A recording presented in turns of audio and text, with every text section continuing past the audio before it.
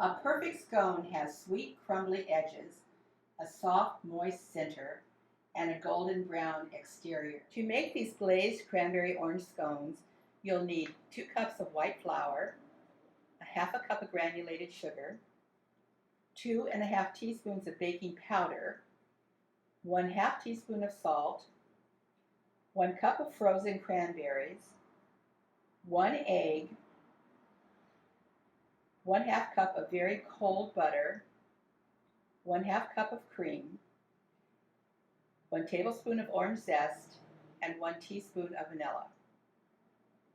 You'll also need a parchment-lined cookie sheet, a chilled glass bowl, a pastry cutter, and a dough scraper.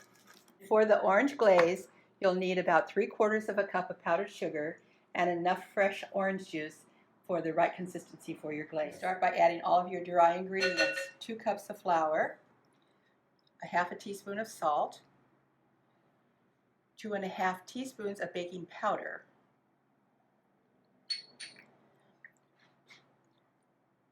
1/2 cup of granulated sugar. I'm going to hold just a little bit of this back for the finish.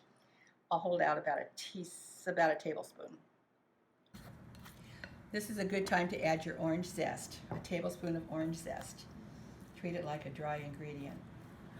Now you're going to add your half a cup of cold butter. I've cut my butter into pieces. Some people suggest grating it, but freezing it is a really good idea before you start blending it with your pastry cutter.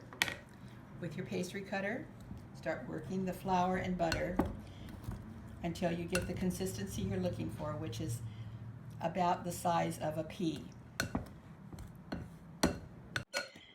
Pastry cutter is your best tool for cutting butter into flour, whether you're making pies or any recipe that calls for butter and flour to be mixed together. You can also use 2 forks, and you can also use a food processor, but that has a tendency to overwork the mixture. I'm adding my teaspoon of vanilla to my cream.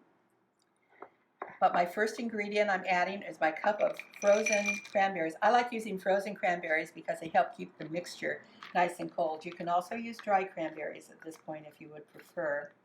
Mixing them into the flour mixture to coat them lightly. Now it's time to add 1 beaten egg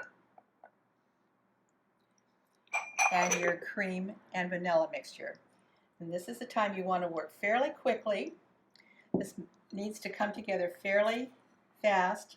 You don't want to over mix it. You don't want to play with it too long. You want to mix it enough until you can form it into a solid ball. Using your hand, you want to form all this dough into one ball, and then you're going to turn it out onto a floured breadboard.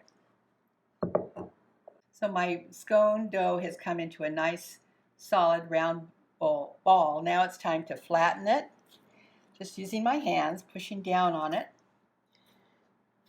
It's beautiful. I can see the chunks of butter in there and the cranberries, and it's exactly what you want it to look like. A little bit more. I'm going to try to get 8 scones from this recipe. If you want them to be larger, you can make 6. Using my pastry scraper, I'm cutting this first in half, then in quarters, and now in eighths. And now we'll transfer them onto the baking sheet. So the next step is to take some of your extra cream and brush it onto your scones. And then we're going to sprinkle the scones with sugar before we put them in the refrigerator for 15 minutes before I put them in a preheated 400-degree oven, where they'll cook for about 20 to 25 minutes.